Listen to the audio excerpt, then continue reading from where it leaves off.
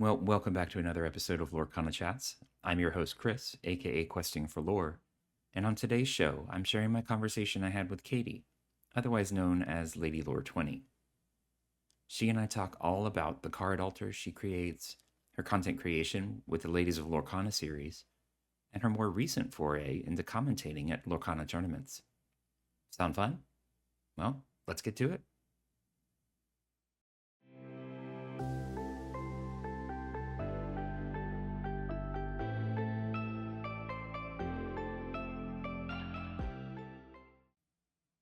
Well, hey Katie, how you doing? I'm great. How are you tonight? I'm doing pretty good, pretty good. It's been a week, but I'm glad to be able to sit down and get to chat with you a little bit tonight. Well, I'm Thanks very for being happy to on. be here. Yeah. Thank you for having me. This is Oh, exciting. of course, of course. I love spotlighting content creators, especially ones that are kind of new to the scene, to really get things out there. And when they're creating great content, I really appreciate all the work that you put in on your podcast, and we'll get into that a little bit later. But yeah, so. One of the first things I like to do with my guests is kind of get their origin story with Lorcana. So I'm always curious, when did you first find out about it? How did you get into it? And all that kind of thing.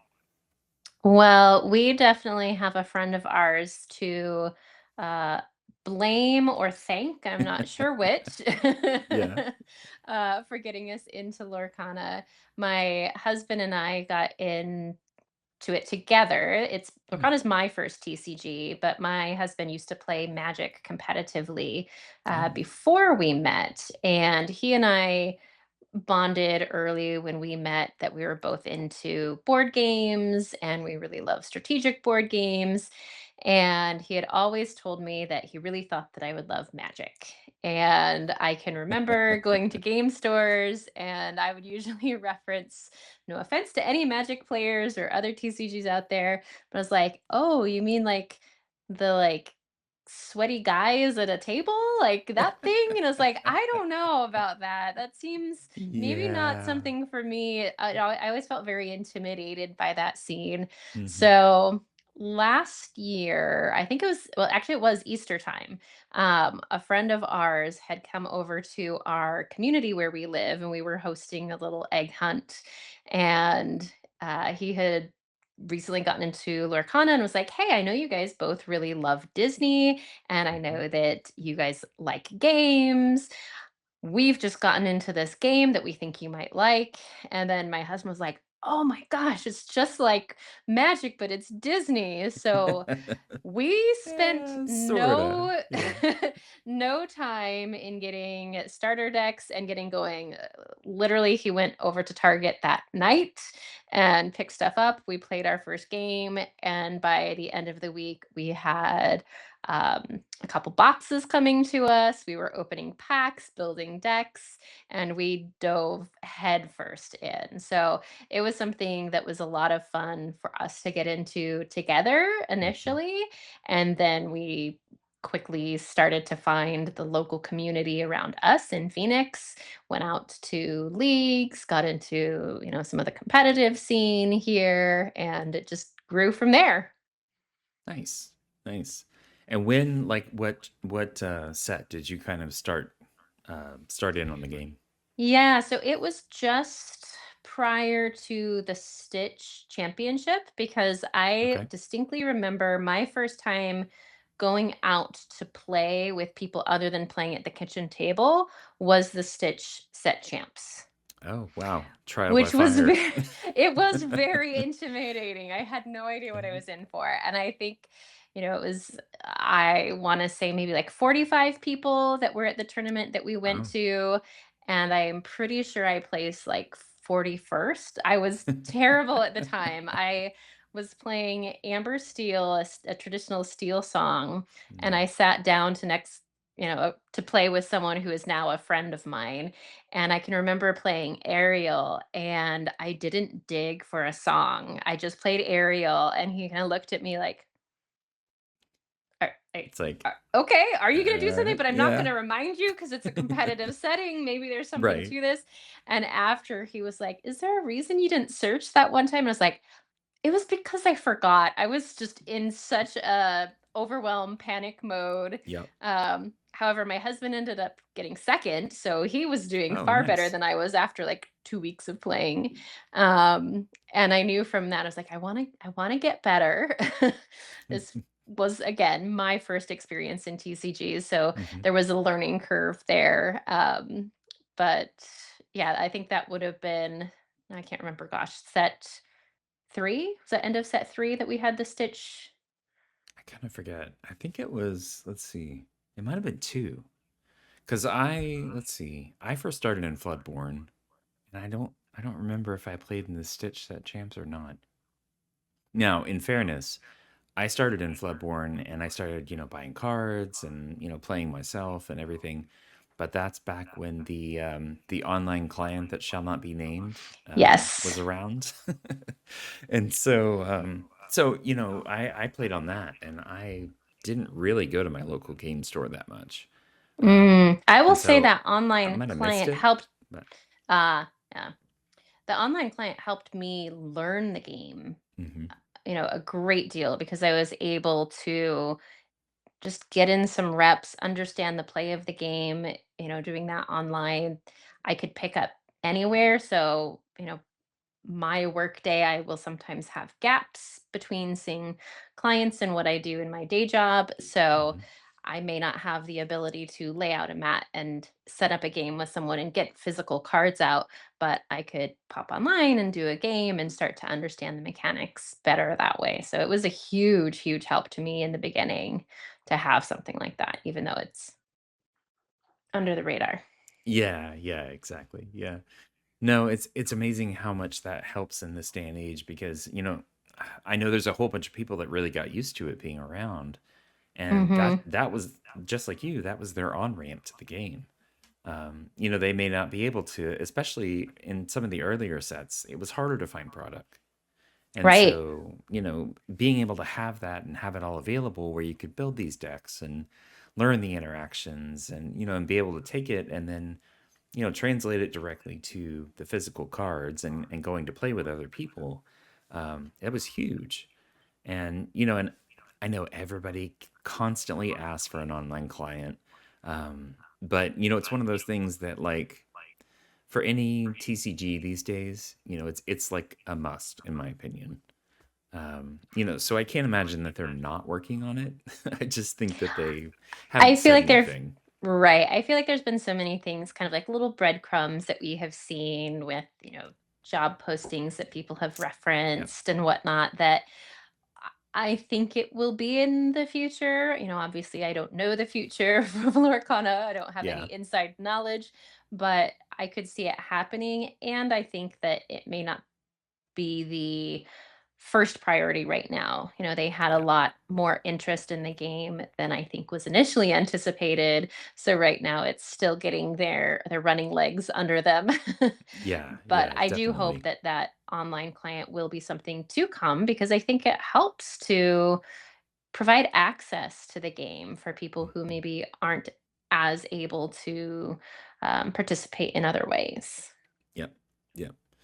Well, and it's easy to forget, being in larger cities and larger areas, some people just don't have the access to be able to get cards, to be able to get, I don't know about you, but the past couple of sets, I've ordered boxes and, I get the trove, the pre-registration or the pre-orders and everything. But there's some people that just don't have that ability. They can Right. go to Target and buy a couple of packs every once in a while, but you're never going to be able to build a deck that way, right? Yeah. You could start with a starter deck and that gives you a good foundation, but so many of the really big popular decks, you really have to be able to like, either buy a lot of product or buy a lot of singles. And so And some I feel people just don't have the ability to do that. Yeah, I feel very fortunate with where I'm located in, Phoenix. I'm kind of in central Phoenix, but Mhm. Greater Phoenix overall has so many game stores. Um, one of the things that I started off doing was just tracking what stores have gameplay on what days, because as a mom, as someone who I run my own business, I have a lot of things to manage and coordinate schedules, and I wanted to know, well, when can I play? What's going on where? What's closest to me? Um, what's going to work best for my schedule? So I just started mapping it out for myself, and then I realized this might be helpful for other people. So I started Mhm. a Google Doc and then eventually moved that into a website that I manage now for the greater Phoenix area with weekly play night listings as well as competitive play. For a while, I had a blog there as well. So lots of different aspects that have been added over time. But we have, I want to say on the list of stores, like when set champs come up, Mhm. 28 stores Holy that cow. host set champs just in the Phoenix area. And then we have areas like Tucson, Prescott that people will travel to because, it's not a very far place if they want to go for additional tournaments that Mhm. also have game stores that are hosting play. So there's a wealth of opportunities locally to play, which is fantastic. And even with that, I think sometimes we can run into constraints. Like for me, probably the biggest constraint is time, that sometimes Yep. I'm not available when these things are happening. And I know people who have struggled, during set champ season when, tournaments maybe are on the weekend if they tend to work weekends more, Mhm. or if leagues are on certain nights that maybe they can't do one night, but they could do a different. That again, those are areas where having some of that online community of being able to play will be beneficial when it's there in the future. Yeah, definitely. Yeah. It's great that y'all have so many options. I know there's a lot of people, myself included, that only have like one or two places. And to be able to have, so many different options and so many different times to be able to do it, to be able to go play a league or, the set champs, um, is a great thing for not only for the community but also for the game as well. Yeah. To be able to draw in people, to not say, okay, everybody has to run their set champs this particular weekend. That would be crazy. I'm glad they spread it out a little bit, because there are so many people that play this game that, just because of the average demographic, have young kids, or they Mhm. have their, these lives that they've built around them. And so, trying to fit in something can be really difficult. And it's nice to have the flexibility to kind of be able to squeeze it in when you can. You know, but yeah, I totally agree. I think, the online client will help with that. I get what they're doing. I get the let's build up the game first, and build up the cards and build up the in-person aspect, because for a TCG, that's huge to be able to have that in person interaction. You lose that when you're online. You get kind of some of it with webcam games. But, sitting across the table from someone and playing them is so different. Yeah. Right. I think that was part of my learning curve as well from the early days of learning, um, with the not to be named online Yep. forum that I was able to use for a while, that a lot of the triggers just happened. I didn't have to manage them. Yep. And then all of a sudden, playing across someone was like, oh, right, I have to make sure this happens. Yep. And, you know, there isn't anything either to remind you to do you want to do this? It's a may option versus a have to. Hmm. It's up to you to figure that out. So there's also a different, I don't know, pace of play for your mind, I think, when you're playing in person to um, continually manage that board state. Hmm. Yep. Totally agree. Yeah, I actually, so I, like I said, I, played largely on the online client, before I went to my first DLC. And the shock is not probably the right word, but but the change, the dramatic change in gameplay, like, having to think about all these things, is really big. And you kind of wonder if, maybe they want to get to the point where the community is used to playing in person and thinking about those triggers and thinking about how things interact, and then be able to bring in, an online client where it's kind of like, casual play, and Hmm. they can use it for online tournaments, and because that's what they would do with the old one, right? The one that's no Yeah. longer around, is they would actually run tournaments, online tournaments, and it was really, Yeah. it was great. So many people participated, and I hope they're able to build that back up once they actually come up with something a little more official. So Yeah. we'll see. Fingers crossed. Yeah, I know, right? Okay, so you also have an Etsy shop as well, correct? Yes, I do. So, as I was saying with my origin story, Mm-hmm. we quickly dove headfirst into the whole world of Lorcana and found a local league that we would attend regularly. And it was at a local game store that also supported some other TCGs. And they had an area where I guess you'd say like local artists and creators would have merchandise that they had made for different fandoms or for different TCGs. And I thought, wow, that's really fun. And I was like, I've always been a creative person, crafty person, and I thought this might be something I'd like to do. And the first thing that I came up with was stickers. I was like, stickers are pretty Yep. Yep. pretty fun. People like to stick them on their water bottles, put them on deck boxes. So I got some stickers ordered and made from like a professional sticker company, so that they're that Mm-hmm. like nice kind that can stick on a water bottle and go through the uh, dishwasher and not fade off. Yeah. Because Yep. again, having a young child, I have gone through, there are different qualities of when it comes to Oh stickers. yeah, They are definitely. not all the same. um, so I started off with the ink symbols, Hmm. and it's been really fun. I've been able to add some different kind of like fun stickers to them. One of our friends during the time of discard being really popular, which, hey, it's kind of having another heyday right now, Yeah. was like, hey, you need to have something for, don't forget to discard, as just like a little teasing reminder that you can let someone know, hey, you gotta Put gotta it on take your one of those water cards bottle and away. just turn it Haha, towards exactly. Just them. turn it Yeah.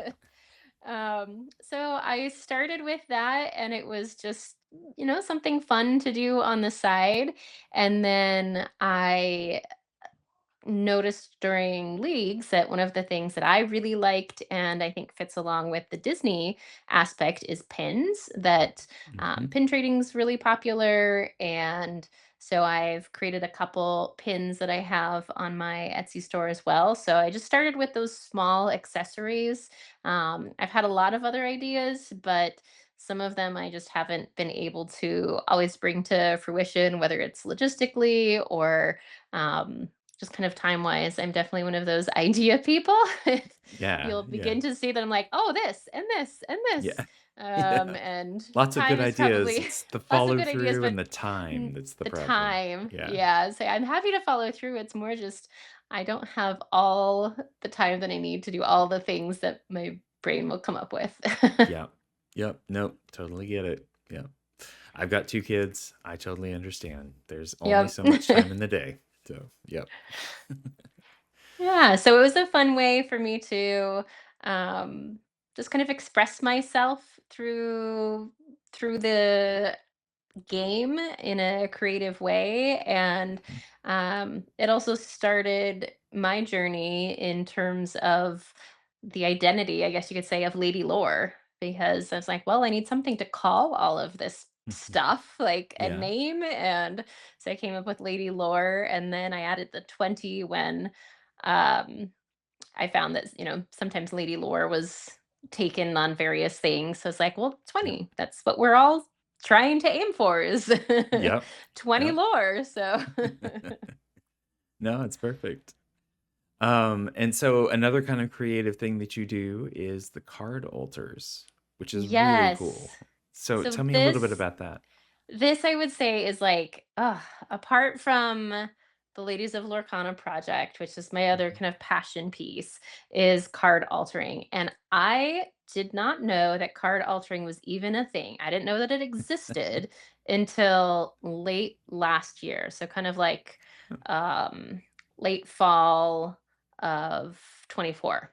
Mhm. And I found out that people like I knew that artists would sign cards and sometimes do like tiny little doodles, but I didn't Mhm. realize that people who were not the original artists of the card would go on and paint cards and change them and add to the design. And I have a an art background, so I studied Mm. studio art in my undergrad and have always been someone who's really interested in creating, and I love painting. So I started off painting on cards, having no clue what what would happen. And I will say, for anyone who's interested in card altering, there are some definite learning curves there, because if you want to be able to have the card playable, you have to have a very flat surface in the end. So certain Mm. paints work better than others. And then also, I was used to painting on like full size canvases. It's Yep. very different when all of a sudden it's Yeah, this it's just teeny little tiny little tiny. Yeah. space and trying to do detail work. I'm sitting there going, okay, wait, did I get Mhm. that? Did I get that? Yep. Yep. So yeah, so I started doing card alters really like November, December time. And I had a friend who had asked me to do a few for his sister as a Christmas gift. So those technically were my first commissions. And Nice. then I started just adding to it, and I love it. If I had to choose maybe like one aspect of the game, then I couldn't do some of the others. Probably painting on cards would be the thing that I would keep. Nice. I will pop on my headphones with an audiobook and just paint, and it's bliss to me. My style with it is, I really love the art of Lorcana. That was something that drew Mhm. me to it initially. I'm a huge Disney fan, but also as an art fan, that these are sometimes new interpretations of these glimmers that we're seeing. They're in different scenes that maybe you don't typically see them, in the movies or in Disney merchandise. So they're these really creative, beautiful pieces. So, what I like to do is extend the art that's kind of existing from the initial concept that the artist has created. So, sometimes that's extending the border out.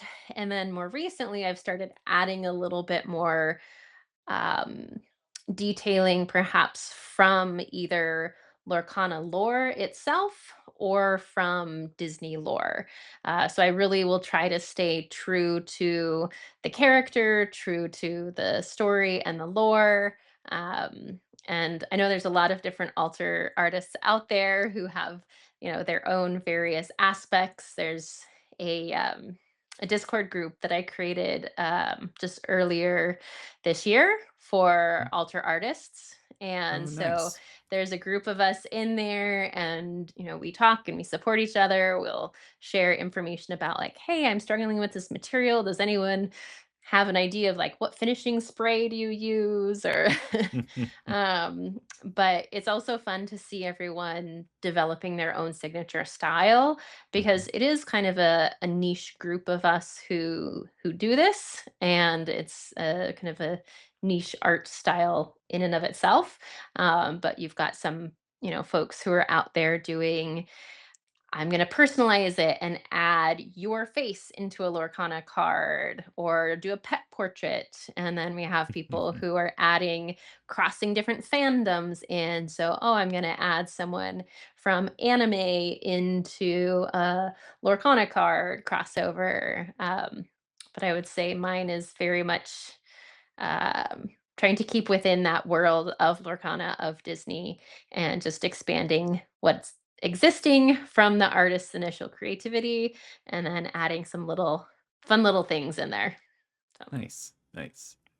And I think I saw that one of your cards, your altars, was a prize in a competition.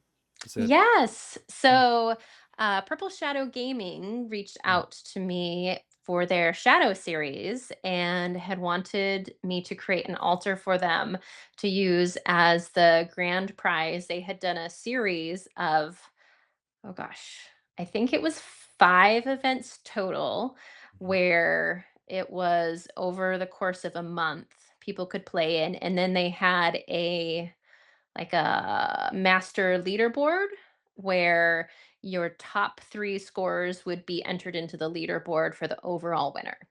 So I think they were each separately their own 1K, and then there was an additional 1K prizing for the overall winner along with the card. Okay.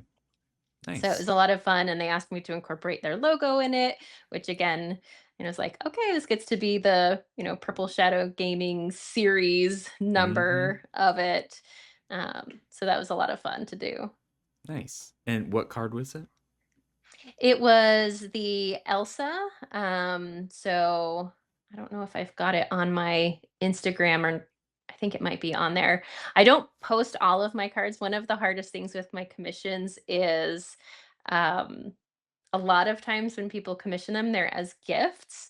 So I always want to wait Ah. until I make sure people have received them before I'm posting any, like little snippets of it. Hmm. Um, but that was, yeah, that was a lot of fun to do. Nice. Yeah, it is on your Instagram, so I'll make sure that that link gets posted on there. And it's a gorgeous card, by the way. You did a great job on Thank you. it. Yeah. Yeah, I mean, I've got a little bit of an art background, but I don't think I could manage to do what you do. I Oh, have you ever tried painting on the cards yet? I no, I haven't, but I've done a lot with acrylics in the past, and I mean, I don't know. There, like I said, there's only so much time in the day, and you Right. know, there are things such as this that take Yes. up time. So you kind of have to pick and choose. But maybe someday. I don't know. It's not out of the realm of possibilities, but um, so I'm always curious. Do you only do commissions, or do you ever do just like if you sit down and say, I just want to alter this card. It's a really cool card. I want to do it, just for something fun to do. I would say it's both. So, Okay. initially it started off as just cards that I wanted to do. And then once I got into the commissions, that always, I've got a little bit more of a directive. Sometimes people have a specific request or something they're looking for. Hmm. Um, but I think of the Lilo, I would always call her Zombie Lilo. The Yep. I can't think Yep. of her subtitle, but the one who Comes comes back from the back. inkwell. Yeah. Or Yes. the discard. Sorry, For the not inkwell. discard. Yeah. And so she was one that was like, I just have to create her as a zombie. I was like, I call her Zombie Lilo all the time. So it was just for me because I would play her. So I've got this fun little Lilo card for my deck that she's zombie and she's got like a little bit of blood like running down her face. And then I That's was trying to awesome. figure out what to do with the water, and had reached out just to the community and said, "Hey, any ideas?" And people came up with some great ideas of like, "Oh, put um body limbs in there." And someone's like, "Pieces of gantu." And someone's like, "Pudge is an anglerfish." Oh, And so I ended nice. up with a little anglerfish pudge in there. And that was just like, it was just for fun. I love Yeah. it. Yeah, yeah, yeah. No, that's awesome. So do you play with your own altars when you create them? I do with some of them. Yeah. I will say that a lot of times when I'm creating for other, you know, people, it's like, oh, I fall in love with this card and then I want to have my own version of it. Yeah, So yeah. sometimes I'll go back and I'll paint one for myself.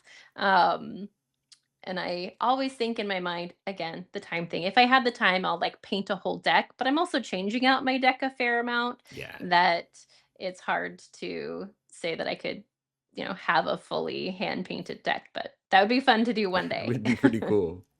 You mean you can't keep up with the meta constantly? You know, there's always these new cards coming out and things Yeah, it's changing. crazy. Yeah. So, have you seen any in the new set, Jafar, that you really like? You're really excited to potentially make an altar of? Yes, so I have one on my desk right now. I have not had a chance to start it, but Beyond the Horizon. I Hmm. love the colors in it because in the sky we've got some of those pinks, kind of like um, the sky hues of Hawaii that are just so beautiful. I have found personally, not all of them, but a lot of the steel cards are not my favorite to paint because they tend to be darker. And I love painting amber cards because there's a lot more color, a lot more light to them typically. But Beyond the Horizon as a steel card is like, this is really beautiful. This has got some lovely colors in it. And I tend to paint more. Character cards and I like locations as well, simply because they get to be on the board for longer than an action card. But Yeah. again, Beyond the Horizon, it's just it's so beautiful, and I'm a big fan of Lilo and Stitch, so that's one for me. And then the Jafar from the set is Yeah. a fantastic card and one Yeah. that I know that I will end up painting at some point. So it's gonna happen. Nice. Nice. So I'm curious, when you're creating these cards, can you kind of describe like your process? So is it that you just like picture the end result in your mind, or is it kind of something that evolves as you work on it? Or So I usually start with the top black border, Mhm. and I look at what's going on in the card. What do I think is going to be happening just outside what we can see? So is say like Mickey Mouse food fight. The Love food that fight card. ones were a lot of fun because it's like, oh, well, clearly there's more food kind of zooming in here, or I could add this, or maybe add some like fireworks or sparkles in the background. And then when it comes to the lower part of the card, that's where it's a little more tricky because it depends. Every card's different where, for cards to still be playable, you need to leave all important text. And some cards don't have any text that really changes the way the card plays, and maybe they just have a little bit of the flavor text. And so that can be pretty much all art space. But Hmm. others have a big chunk of text that's like, okay, I've got to leave that. How do I work around it? What do I have space for? I'm trying to think, what was it? Set three, Ursula, the one that pulls songs from someone's hand. Oh, the Um, Deceiver? Deceiver, yeah, Yeah. just the plain Deceiver, not Deceiver of all. Hmm. So she was one that was one of my earlier attempts, and I was trying to build out her tentacles, and it's really interesting because there is so much text box that you have to Oh. keep. So for some of those, it's just playing around. I will sometimes hand doodle on, just a sheet of paper to get some ideas and rough spacing as well, like what's Mhm. actually going to fit in this space and what makes sense. Um, so yeah, that's kind of where I start, and then um, with the painting, it's tiny brushes and Yeah. a wet palette and thin paint and just very slow, like slow Yeah. and methodical. Lots of So layers. lots Mm. of layers, Yeah. but you don't want it to add thickness. Yep. So yeah, just kind of takes some time, and definitely took me practice to get used to. I think there's always things that I'm still refining, but I have a whole rack now of teeny tiny brushes, of little 0.18 brushes that Goodness. Those are that I tiny. love. They're so tiny. Holy I'm like, cow. there's only like a couple hairs on here, but if I'm Yeah. trying to Yeah. like draw in some tiny characters or something, that's what you got to use. Yep. Yep. like you were saying, it's a very much smaller canvas to work with. But Yes. Yeah, and I had the opportunity from the Ladies of Lorcana project to mm, talk with another card altruist, Bonnie B. yep. And she and I, after we chatted in the interview, actually stayed on for like another, I don't know, 30, 40 minutes, just talking about like materials and different things. And she got me onto this giant magnifying lamp thing Yeah. that I don't know, I found in Joann's before they all shut down, that was in like the like cross stitch area. And I just imagine myself as like this old grandma. I'll put on some reading glasses and then I have my magnifying with my Yeah. light to like be able Yeah. to look at the small details. And it yeah, it's very helpful. Yeah. Oh, yeah, I imagine, to be able to have that, because especially since it is such fine work. I was actually going to ask if you had something like that, because Yes.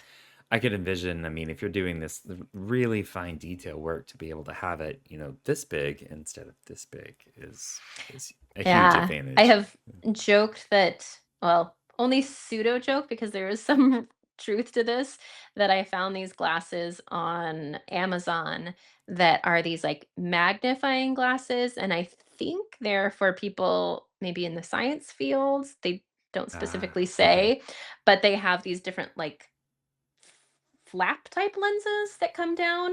So you can just Okay. like add the magnification. And I was like, I would look ridiculous, but it will be helpful. So Hey, it's all about function, right? you're right. Yeah. You're not looking trying to look good while you're doing this Nope. stuff. So, yeah. No, It's totally like the get it. looking good is for the art. Yes, yeah, exactly. Yeah. Well, cool. Well, you've mentioned it a couple of times. I do want to get a chance to talk about the podcast. Um, Yeah. so yeah, so I'm curious. Well, okay, first off, tell us a little bit about it. So the Ladies of Lorcana project is currently a podcast interview series. Mhm. And I really wanted to highlight women in the game of Lorcana.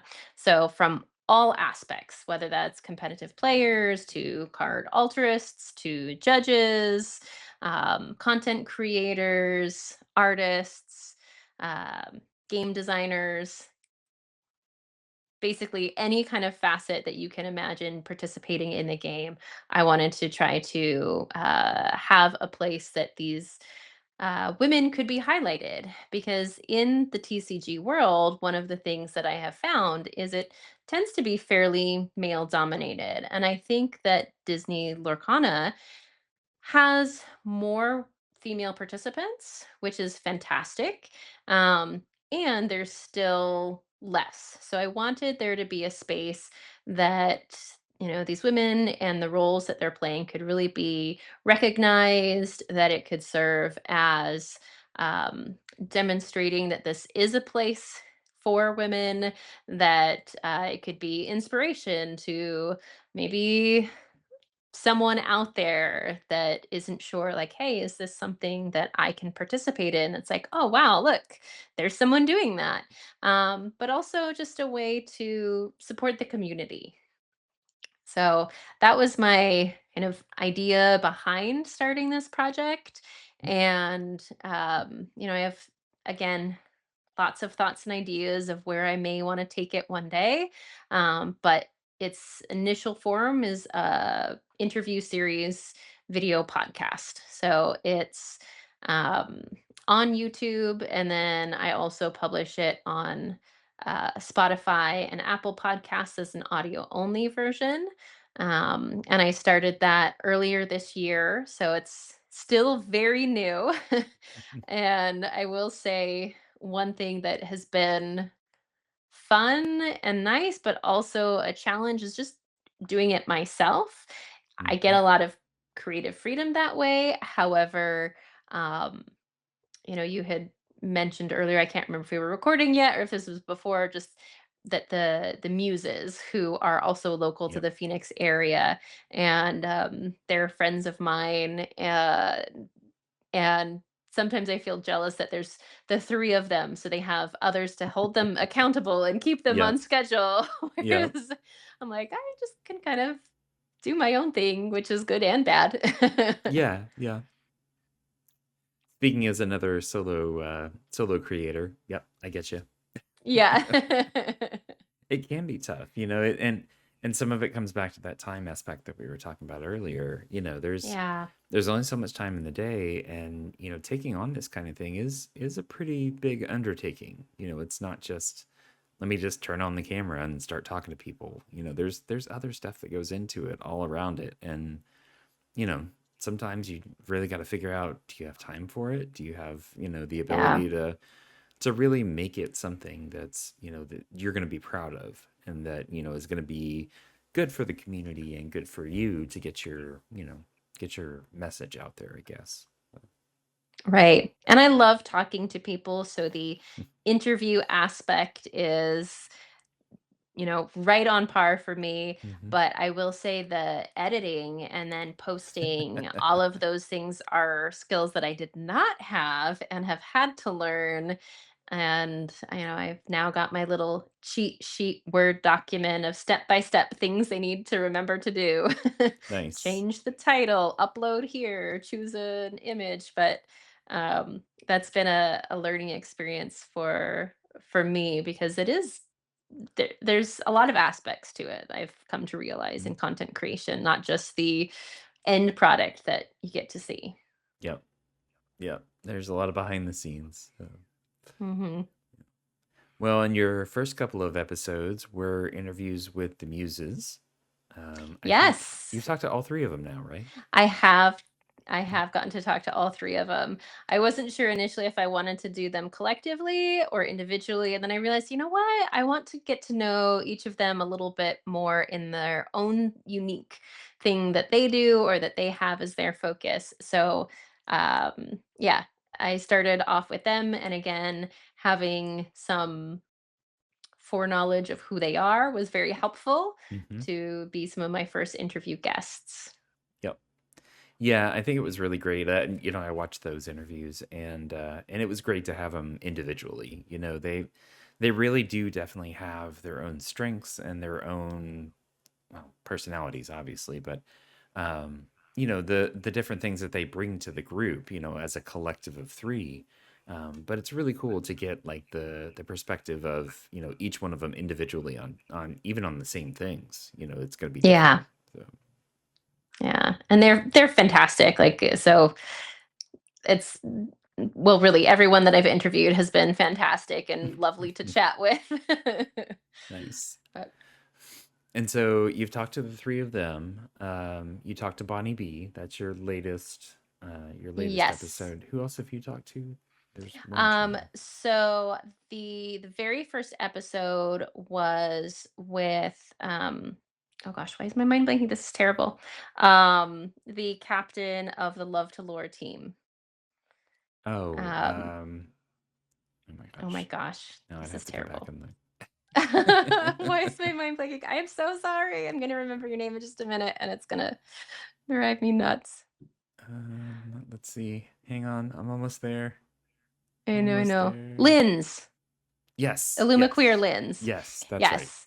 Yep. And then I'm I looking have a at it right there. couple that are already recorded. So I actually did Clara Sear Oh, a nice. little while ago, but I was trying to space out my competitive players. And then I have one ready to go from Whitney Paulette, Hmm. um, Okay. that just needed some final like approvals before that one can go out. Um, so I have some ready to go out, but yeah, coming soon. Nice. Nice. So when you're working on these episodes, can you kind of walk me through your process? We talked a little bit about this, that we're both kind of like planner kind of people and need some Hmm. structure around this stuff. But can you kind of describe your process from like, conception of the episodes to the final product? Yeah. So what I did initially was I laid out like a list of different ways that people could potentially be engaging in the game. And then I was trying to find people who fit each of those different categories. Okay. Um, it has been easier to find some than others. For example, it's easier to find and connect with content creators than it is to connect with someone who is their primary way that they in are participating in Lorcana is as a collector, simply Mm-hmm. because that's maybe not as public. So the first thing was just kind of mapping out who do I know in some of these spaces, where can I fill in the gaps. So it's kind of research, behind the scenes, trying to figure out who's who, and then doing some reach out cold emails to some, or asking like, hey, could you introduce me to this person if we've got a common connection. Setting up interviews, and then once someone has accepted, what I'll do is I'll put together a list of some potential interview questions, so very similar to what you have done for me Mm-hmm. tonight. And I'll say, hey, this doesn't necessarily have to follow from A to B to C to D. It's going to come more organically as a conversation, but these are some of the areas that I might talk about. Um, and then go from there. And then after the interview is complete, I've been able to add little pieces, maybe it's photos or deck lists, into the final edit. So either those are pieces that I'll be able to find after the fact from maybe scouring their social media, or I've had Mm-hmm. people send me pieces of information. And then one of the aspects of my show, because I love the creative aspect, clearly, is I've been asking all of my guests to create themselves as a Lorcana card. That's right. Yeah. So I task them with this. I let them know that that's part of the show up front, and give them all of the information, and they'll put that together. And then again, I'll add that in the final editing to show their card. Hmm. Yeah, So that's a then really after cool that, it's idea. the yeah, yeah, it's fun. I've thought, I've conceptualized my show as doing it in seasons, Hmm. rather than, hey, this is like a weekly drop, but like, hey, season one. And again, trying to fit in as many of those different categories I can. And then season two, again, trying to fit some of those different categories. But I've thought it would be fun to create, like actually print out a set of the cards of all the interview guests from each season. So That again, would be one of those super things. cool. Maybe it will happen in the future. Could be Yep. some ink token cards to play with. There you go. That'd be cool. Nice. Yeah, I love the episodes that I've listened to. It's really cool how much thought that people have put into these cards. They Hmm. really have done a lot of introspection and tried to, try to really create, especially like the abilities, something that really represents them and represents, the kinds of things that they really strive for, personally. Um, Yeah. I'm always blown away with what people come up with. yeah. I and in my description that I'll send over, so I'm like, there is no right or wrong way to do this. You can create this as stick figures or macaroni art. You can do collage, or like a is welcome. And people have really put a lot of thought into the meaning behind it, which has been really Yep. special. Yep. No, that's really cool. Yeah, that was a great idea. That's a nice little addition there. So I'm curious, as a new kind of content creator, what's one of the biggest challenges that you've had that you faced and kind of figured out a way around it? Ooh, I would say, apart from feeling like a broken record of saying time, the the next biggest challenge for me has been getting in contact with people that I don't know. Hmm. Um, I I'm kind of like right on the border of introvert and extrovert myself. I'm very comfortable talking in front of people. Um, I did a lot of theater and performing arts growing up, so I have that ability to be okay speaking.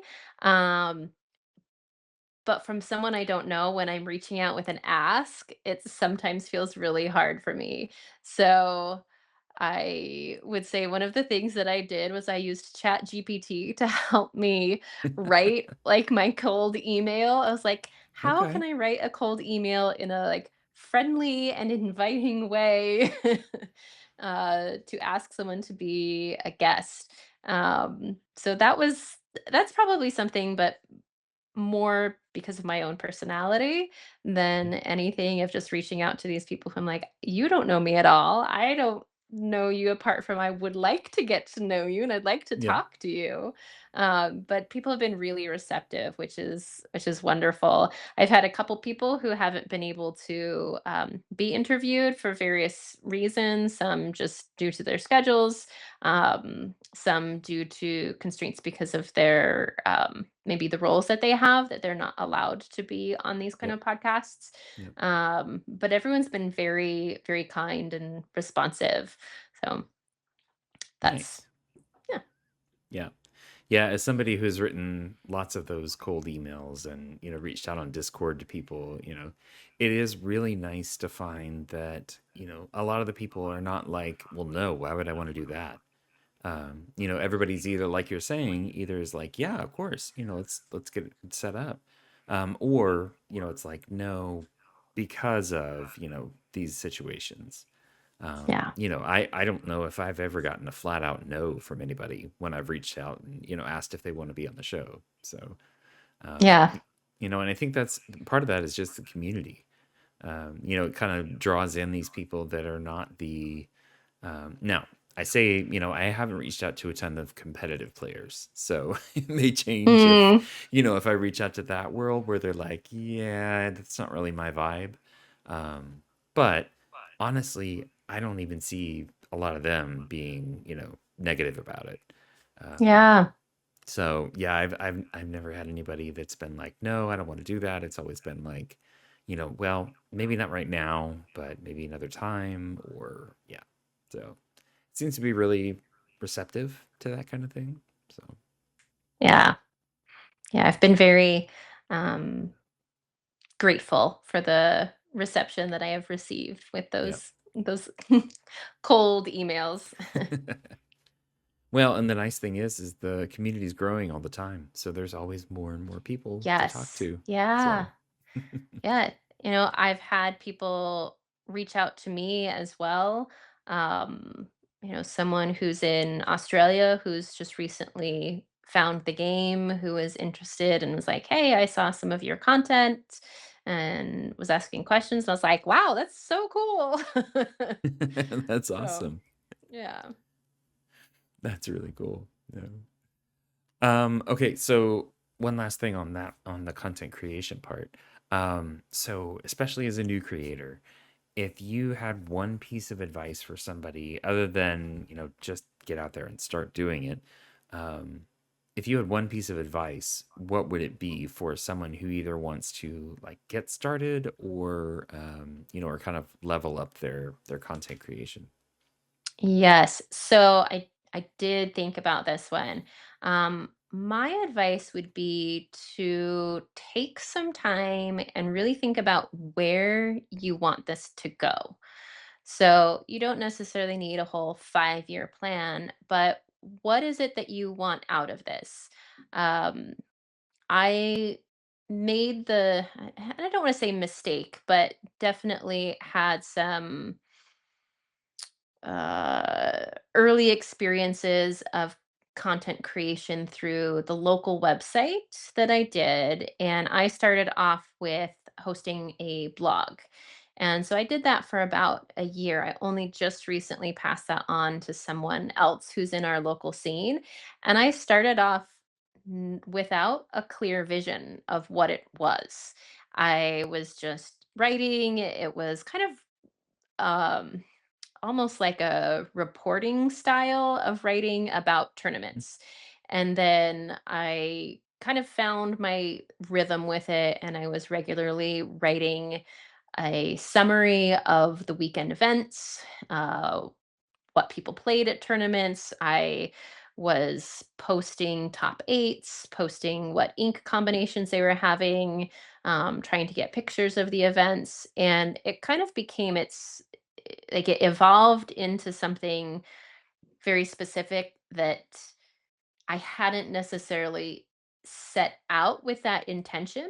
And I Mhm. think it was very helpful to the community and people have really enjoyed it. And I am so, so happy that there's someone in the community who was willing and interested to take it over when I was like, this is something that I'm ready to take off my plate. Because with the Ladies of Lorcana project, that I felt much more intentional in starting, that I had a reason behind it. I have something that I would like it to grow into. I want it to be, to serve this purpose in the community overall. And I think that would be my advice to someone starting off, is to spend a little bit of time thinking about where you want to go with what you're doing, so that you don't feel like you get stuck in something that, oh, this wasn't exactly what I wanted it to be, and now it's kind of snowballed and this is what I've created, and it's become, almost feeling like there's an expectation to um, continue it in a certain way. So starting off with the intention that you want it to be. Nice. Perfect. So not exactly content creation, but sort of kind of adjacent, maybe. I spotted that you are going to be doing some commentating in Yes. a competition that's coming up in, is it later this month? Yes, Yes, so it's later June June. 20th. So Yep. coming up, I think that's 2 weeks from this Saturday. So pretty Yeah. soon. Yes, it's the in Toledo, the Glass City tournament. Hmm. And the Glimmineers are putting that on. So it's been really exciting. I actually had my first opportunity of doing some casting for the State 48 5K tournament earlier this year. And um, I was so nervous. I was so nervous because I was like, oh no, I'm not the caster or commentator who's like the expert on every single card. Yeah. And I felt this pressure of, oh gosh, like, yes, I'm a competitive player or semi competitive. I'm not like the grinders level, but Yeah. I I'd say my best was my Seattle DLC finish was 215. So like I can get up there. Yeah. Yeah. Not That's quite a good. day two, but hey, I try. Yeah. Um and I had just this anxiety that there would be these expectations for me to be this complete expert. And it worked out so well. I ended up getting paired with a couple different casters, and being with someone else is so helpful. And I was like, oh, I know how to do this. We're just talking about what we see in the gameplay. We're, Yep. commentating. And one of the things that was really fun is a Wendy Darling card, the Sapphire Wendy, came out in play, and it's by artist Julie Vu, and I got Mm. a chance to meet her and have her sign that card in the Vegas. I think it was, actually now I can't remember if it was Vegas or Seattle, but one of the DLCs. And so I had a fun story that I was able to talk about with that. And I remember the person I was commentating with after was like, you know so much depth about these cards. I was like, that was just a fluke. It So worked that was out, so it Yeah. worked out. So that was my first experience, and I am really grateful that I've been invited to do this for this upcoming tournament. And I again will be paired with another caster, so I'm going to be casting alongside Alvin from Lore Gains. Okay. So I'm really excited because I know that he is like right there in all the competitive knowledge. I'm like, oh, good. I can kind of add some of the fun commentary style, maybe talk about the art a little bit, add some of that like flavor Hmm. commentating. If there's, pieces of gameplay that, that he wants to focus on, I can add some of that other aspect to it. And then crazily enough, it's going to be a very busy weekend. So that's Saturday. And then Sunday, there's another State 48 Rain in the Desert tournament Oh. um, that's happening locally, so then I'm going to be going and doing some short content and player interviews there. So more like an interview style and quick little snippets for them. So Nice. Nice. yeah, so those are opportunities that, again, I hadn't set out necessarily to um, specifically find, but was invited, and I thought, hey, I'll try it on. Like I said, I enjoy talking, and it's worked out so far. So we'll see where that goes. Nice. Nice. So the first one was that they approached you about it and said, "Hey, would you do this for us?" Or was it you Yes. saying, "Maybe I'll give this a shot"? So they had approached me and asked if I had ever done any casting or if I would be interested in it. They were looking for casters. So the Muses did some casting. So I Hmm. joined with Brittany for a couple segments. And then um, I think the team has gone through some changes, but it was Ink Thieves at the time, Hmm. was one of the other teams who was doing some of the casting. And so I did a couple with another Ink Thieves team member. Um, yeah, so they had just asked if they knew that I was local to the area and asked if I was interested, had done any casting. I was like, I haven't, but I'd be happy to try. I'll give it a shot. I'll give it a Nice. shot. Nice. And then I will panic study my I know, cards. right? I can't imagine the pressure. It's like, wait, what is that card again? And then you're like, wait, why am I behind the microphone for this? So, Yeah. Honestly, one of the things that I found the most challenging with that, and I don't know if other you've talked to other casters, but sometimes there's glare on the cards yeah. and you're not actually right next to the table. You're seeing kind of like the video screen that, Hmm. you know, the end viewer is seeing as well. So sometimes it's like, what is Yeah. that? What did they Just just kind of play? want to say, I'm hey, like, can you just pick that up and kind of turn it a yeah, little bit? So, just yeah. shift it ever so slightly. Yeah. Yeah, exactly. Yeah. Yeah, I have respect for people that can kind of think on their feet about that stuff. I don't know if I would be able to. I might be the guy that does the color commentary and kind of adds Yeah. in little anecdotes, but I don't know. It's really cool. Exactly. I'm like, I like the frosting. I'll do the, as you say, the color commentating. Oh, I just knocked Yeah. my light down here. Oh no. So which kind do you like prefer doing? Do you prefer doing more of like the color commentary kind of stuff or Yes. okay.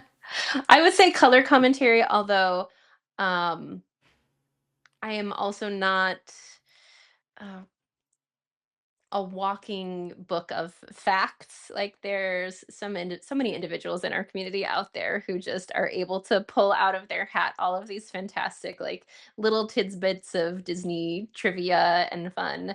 But I like to add the little snippets that I know Hmm. here and there and add that, like I said, kind of like the frosting part, the Yep. sprinkles and the color commentating. Nice. Nice. So, is there anything that you do in particular to kind of get ready for an event like that? So casting wise, Hmm.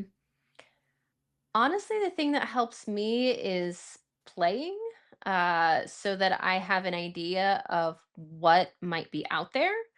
So, you know, what's current in the meta? What are some things that typically you're going to see certain card pairings, certain combos, certain play styles, and just keeping a finger on the pulse of what's going on currently in the meta. So that might be listening to other podcasts as well as playing and, reading up on, you know, what are some of the most popular builds, what maybe has been winning some recent tournaments, what are the main decks that um, have been doing well, because most likely you're going to see those kind of decks.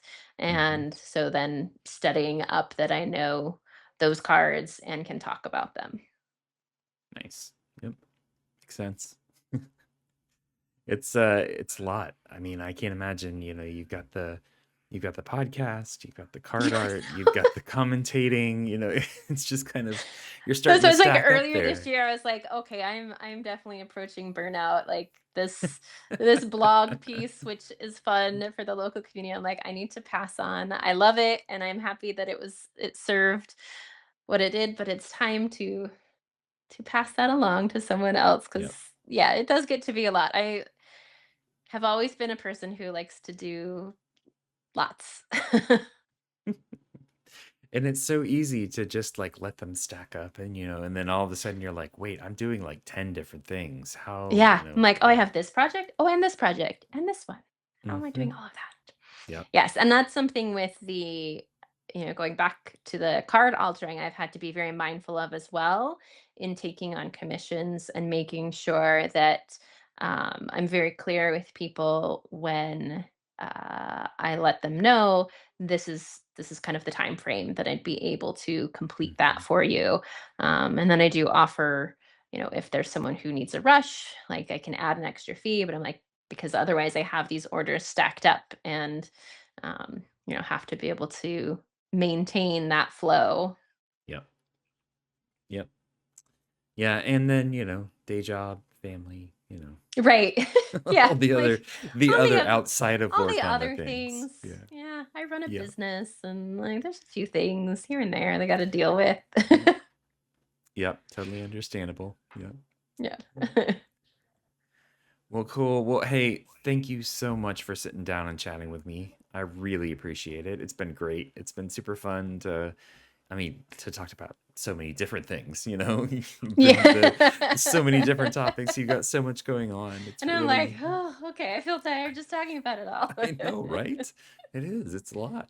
But Well, thank you for having me, Chris. This yeah, was a yeah. pleasure. This was really nice to be able to connect with another content creator out there, and I really appreciate you reaching out to me as a newer content creator, because I am just kind of a small fish in this pond right now, and I hope that You'll get people, there quick. you know, I have no doubt. can enjoy the content that I'm creating, because I do think that it's important, and that's why I'm Hmm. putting it out there. Nice. Nice. All right, so I'm going to end with the same three questions that I ask everybody. Actually, it's going to be four, but one of them's super Oh, easy. So okay. technically four, but okay, first off, favorite ink and card right now. Ooh, favorite ink is Amber. I Okay. have loved Amber. I have played Amber and pretty much everything except for Amber Sapphire. But yeah, I've almost always Um, played an Amber and something. okay. And then uh, it's not a new card, but I still love Blue. I love bodyguards. I'm a Oh, huge okay. bodyguard I was going to fan, ask which and blue. Yes. it's all right. Yes, Amber Baloo, the bodyguard Mm-hmm. who gives you two lore when he's banished, Yeah. because Great card. he's just great. And sometimes he just stumps people when you're like, sorry, like you have to Yeah. deal with him, but he's going to give me something. Hmm. So what do you want to do? Yep. The advantage is nice. So Yep. yeah. All right. Well, cool. So second question, favorite Disney movie and why? Oof. Okay. So this You is can have more than one if you want. It's I okay. know. It's like it's so hard to have one. My like going back into my childhood, I loved Beauty and the Beast. I loved Belle. She loved to read. I'm such a Hmm. reader. I loved singing the songs and pretending I was Belle. I also loved The Little Mermaid. But in terms of more modern, I love Encanto. Oh, So my such a day good job, movie. I am a therapist and run my own business and do art therapy.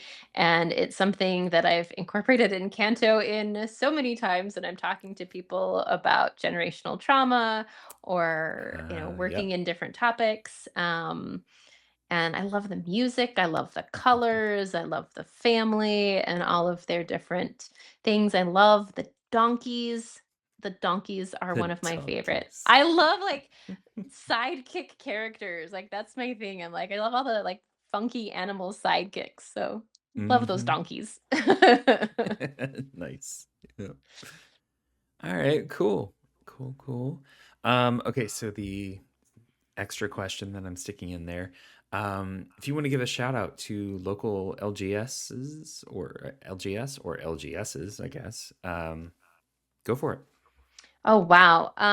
So I frequent several. So Gamers Guild North Phoenix is probably my local game store that is closest to me, and they are a fantastic game store with a huge, huge space. They have a restaurant and bar area attached, so you can like get lunch, you can hang out there all day. Nice. Also, J&J's Comic Store is a fantastic place. They're definitely, I think, kind of top in the scene in the area closer to me for competitive Lorcana play. And then last but not least, Phoenix Gaming Lounge, which is probably one of my favorite local places for a good theme night. So they're always doing some really fun community stuff and theme nights. So those are my little shout outs. Nice. Nice. Very cool. Cool, cool. Okay, and then last, the easiest question. Where can people find you? Oh, yes, this one is pretty easy. So I am at LadyLore 20. So I am LadyLore 20 on Instagram, Blue Sky, YouTube, Etsy. I think those are most places. Yeah. So you can find me LadyLore 20 at any of those, as well as LadyLore20.com. I have Hmm, the website there, and then it links to all the various social media, as well as if you are local to Arizona, it includes weekly play nights for the Phoenix area, the Tucson area, as well as competitive listings for Arizona. awesome. Awesome. Perfect. And I will definitely make sure that all of this ends up in the show notes. So, and then some. Awesome. Well, thank you. All right. Well, cool. Well, thank you again. I really appreciate it. And we'll see you around the community. Thank you. Well, hopefully I'll get to meet you in person one day. Yep. Maybe once we get DLCs again. Yes, it's more news coming soon. Yep. Yep. Soon, soon. So, all right. Well, cool. Thank you so much. All right. See ya. Bye.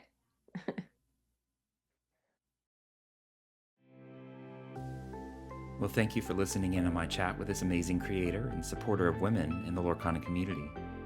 You can find all the information of where to find her, her art, and the Ladies of Lorcana interviews in the description of this episode. If you liked what you heard, make sure to like, subscribe, and rate our show on your platform of choice. You can find out more about this show at LorcanaChats.com. And if you'd like to reach out to us, send an email over to LorcanaChats@gmail.com. Thanks for listening, and we'll see you next time.